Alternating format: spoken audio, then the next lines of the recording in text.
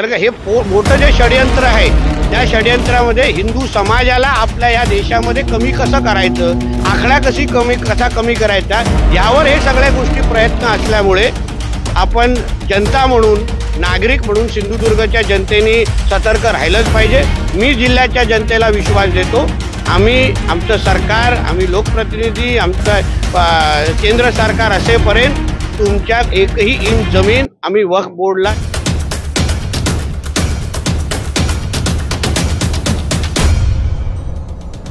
वक्फ board दावा करतो आहे। त्यानंतर एक लिस्ट आम्हाला मिळाली आणि त्या लिस्टमध्ये साधारणतः 156 ठिकाणी वक्फ बोर्डने दावा केलाय। तुमचा दावा कुठेतरी खरं होताना पाहायला मिळतो, काय? बघा, आम्ही जी काय माहिती काढलेली, जी काय माहिती गोळा केलेली त्या अनुसार ती माहिती लोकांच्या समोर आणली होती। हा एक फार मोठा धोका आहे। वक्फ बोर्ड सारखा हा जो काही कायदा आहे, काय जो बोर्ड आहे, तो आपल्या देशामध्ये, आपल्या देशाला इस्लामिक राष्ट्र बनवण्याच्या दृष्टिकोनातून पाऊल टाकण्यासाठी हे सगळे प्रयत्न हे लोकांचे चालू आहेत। सुदैवाने आज आपल्या देशात आणि राज्यात हिंदुत्ववादी विचाराचं सरकार आहे, हिंदुत्ववादी विचाराचे प्रधानमंत्री आणि मुख्यमंत्री आहेत। तुम्ही विचार करा, अगर महाविकास आघाडीचं सरकार असतं तर आतापर्यंत आपल्या सिंधुदुर्गाचे 50-60% जमिनी किंवा 156 जे आपण ते त्या वक्फ बोर्डला देऊन पण टाकले असते। आज जिल्ह्याचे तिन्ही लोकप्रतिनिधी, जिल्ह्याचे खासदार हे सगळेचे सगळे महायुतीचे आहेत, हिंदुत्ववादी विचाराचे आहेत आणि म्हणूनच लोकांनी ह्याबद्दलच्या जनजागृती करावी। असलेली आपली जमीन जे काही त्या यादीमध्ये आलेली आहे, आता त्या यादीच्या पलीकडे काय हे लोकांनी मस्ती केली आहे काय तेही आम्ही तपासू, पण असलेली जमिनीची बद्दल माहिती घ्यावी। कोण कुठल्या कागदावर तुमची सही घेतायत ह्या गोष्टीवर लक्ष घालावं। संबंधित ग्रामपंचायती, संबंधित अधिकारी, ग्रामसभेमध्ये कुठले ठराव होत आहेत ह्याही बद्दलची माहिती घेतली पाहिजे, तरच ह्या सगळ्या बाबतीचा विचार करायला पाहिजे।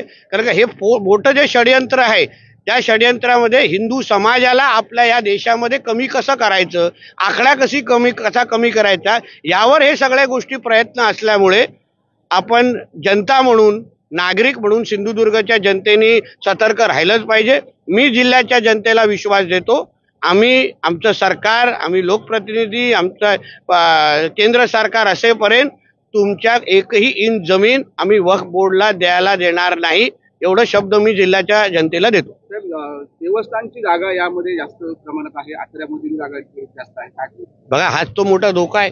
म्हणजे आज आपल्या ज्या देवस्थानाकडे आपण सगळ्या आस्थेने पाहतो, म्हणजे मुंबईपासून ते कोकणापर्यंत देवस्थानाच्या छोट्या मोठ्या सगळ्या पूजेला आपण आवर्जून उपस्थित राहतो।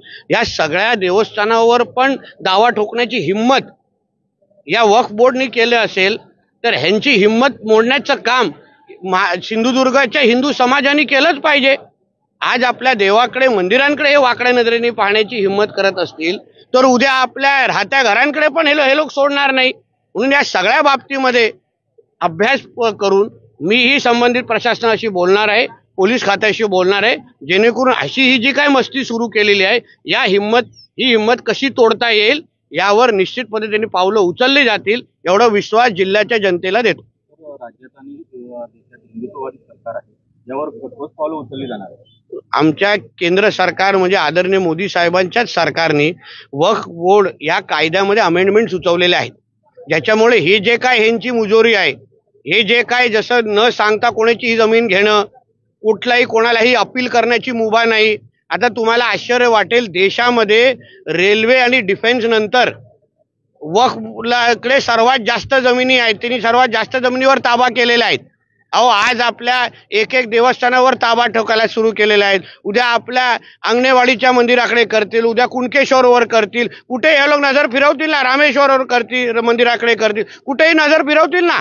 म्हणून अशा पद्धतीचा म्हणून मी सुरुवातीला बोललो, आपलं नशीब चांगलं आहे की आपल्याला हिंदुत्ववादी विचाराचं केंद्र आणि राज्य सरकार असल्यामुळे हे लोक आता जास्त हिम्मत करू शकणार नाही। आम्ही जागृत आहोत, आम्ही सतर्क आहोत आणि आम्ही असा कुठलाही इस्लामिक आक्रमण आपल्या देशावर सहन करणार नाही।